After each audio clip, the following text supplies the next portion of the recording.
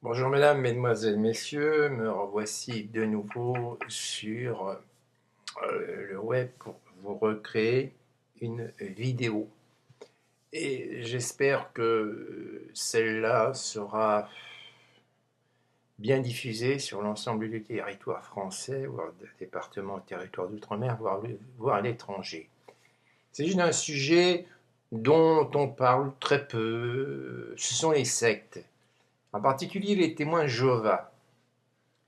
Ces individus sont dangereux pour eux et sont dangereux pour les autres, à plusieurs titres. Ils vivent dans un cercle renfermé, ils ne parlent pas aux gens qui n'appartiennent pas à leur mouvement, que je dirais un mouvement apocalyptique, un mouvement dangereux. Ils ont plusieurs buts.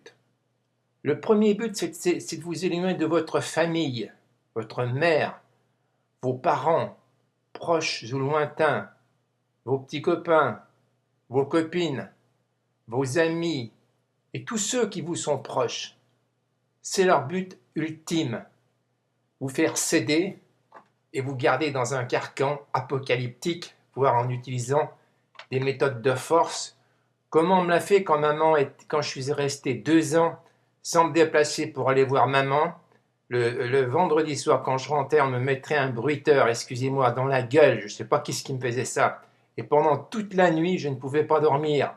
Le lendemain matin, on m'endormait à 6 heures du matin, j'étais KO pour partir. Donc, je n'ai pas pu pendant 2 ans aller voir ma mère grâce à ces ordures qui me mettaient du son dans la gueule. Excusez-moi la vulgarité, mais je ne peux être que vulgaire vis-à-vis de gens qui sont pour moi des traîtres, des délateurs, et qui, pour subvenir, utilisent simplement la méthode de la dénonciation. Ils dénoncent tout, n'importe quand, n'importe comment.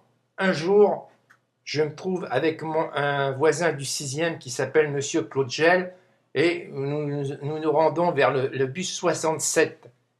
Et là, il voit un Algérien, et il dit, enfin cet Algérien, oh ben, notre ami, il fait une dépression. Parce que chez les témoins de Jéhovah, vous êtes toujours malade, il y a toujours quelque chose qui ne va pas.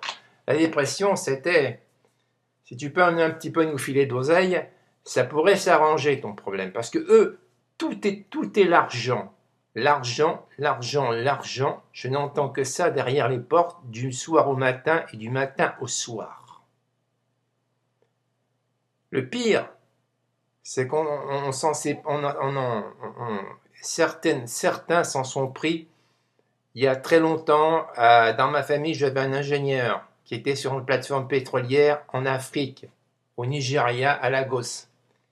Il s'est marié avec une femme témoin de Jéhovah. Celle-ci est montée très haute dans la congrégation, et quand elle est partie de cette congrégation, elle a dû payer une somme colossale pour pouvoir en partir. De là, le caractère mafieux, le caractère totalement, je dirais, du grand banditisme de certaines personnes membres des témoins de Jéhovah qui n'ont que pour seule intention, tous les mois, éventuellement, vous faire payer une petite dîme, un petit peu comme un impôt révolutionnaire, comme on le fait dans certaines régions, en particulier dans le sud de la France. Je sais très bien qu'ils sont classés 4e religion de France, mais ça ne les autorise pas à avoir de tels comportements et à encercler les gens, à les suivre dans les magasins, à voir par exemple, tiens, aujourd'hui il a dépensé 3,50, demain il a dépensé 12 euros, et à faire des petites notes et éventuellement à travailler pour le compte de mes enfants, leur disant, ben, votre père il fait ci, votre père il fait ça. Parce que je vous dis, je vous le dis et je vous le répète, témoin de Jéhovah égale délation, soit auprès des autorités, soit auprès de ma famille, soit auprès de mes enfants. C'est la délation qui les fait vivre. Parce que sans la délation, la société ne les supporterait pas. C'est leur seul but. Dénoncer, dénoncer, dénoncer. Dénoncer aux syndicats, dénoncer à votre travail, dénoncer aux autorités, dénoncer au gouvernement. Voilà ce que j'en pense. Moi, j'en suis victime depuis très longtemps.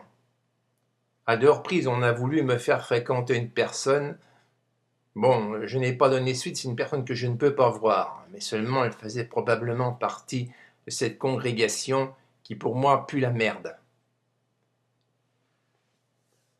parce que les méthodes utilisées sont strictement abominables. On vous suit dans la rue, on vous fait fliquer, on peut même vous envoyer à la police derrière vous.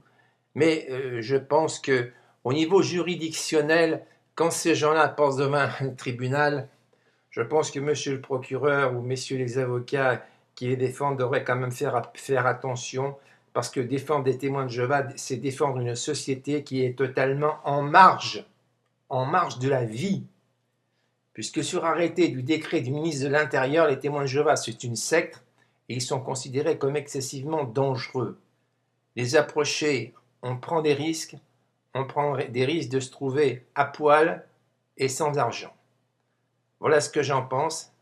Voilà ce que je déclare aujourd'hui. Je sais qu'il y a 33 personnes qui vivent dans l'immeuble. Je ne sais pas combien il y en a. Il y en a certainement pas mal. Mais je leur dirai à ces gens que de toute façon, ce n'est pas la peine qu'ils essayent de m'espionner parce que l'espionnage, c'est leur spécialité. Écouter les téléphones derrière la porte, c'est les spécialités. Et aller faire du cinéma dans la rue en disant que j'ai fait n'importe quoi, c'est aussi leur spécialité. Je leur demanderai d'arrêter immédiatement les pressions qu'ils me font à mon égard, sous peine de poursuite judiciaire devant monsieur le procureur de la République de Paris, d'une part, et d'autre part, ils ont pour moi un qualificatif d'espionnage. Ce sont des espions qui ne font qu'espionner, voire voler, je n'en ai pas vraiment la preuve, ou s'occuper de votre famille, chose qui ne regarde pas, voire vos enfants, voire même on téléphone à votre médecin. On va voir votre médecin avant de rentrer et on lui parle de vous, on lui dit dites donc, monsieur Gomé, il n'est pas très bien, si vous pouvez faire quelque chose pour lui. Voilà ce que c'est leurs attitudes, leur comportement et leur mouvance. Ils tentent des expériences. Les expériences qu'ils tentent ne me font pas très peur. Un jour, on m'a dit, monsieur, vous passez pas assez souvent l'aspirateur, voyez-vous. On dit ça par en dessous, ils s'occupent un petit peu de tout et de rien. Alors je tiendrai que ces faits s'arrêtent le plus vite possible, parce qu'ils agissent bien sûr en bande organisée. Eux, ils ne font rien. Dans l'immeuble, ils ne font rien. Ils ont des portables, ils téléphonent, et quand je suis par exemple à l'Odéon ou aux quatre coins de Paris, ils ont des témoins qui, eux, me suivent dans les bus, derrière, ou me suivent dans le RER, ou me suivent dans le tramway. Et voilà leur méthode d'action, leur méthode de déstabilisation, en ayant l'air de dire « Tu te maries avec une fille témoin de Jéhovah, t'es tranquille, tu te maries pas, on te fera chier toute ta vie. » Voilà le chantier. Voilà. Il y avait même un qui était au 6e étage, quand il se baladait dans la rue, il avait une oreillette à l'oreille, une oreillette amplificatrice pour écouter tous les bruits ambiants et tout ce qui pouvait se dire à l'intérieur.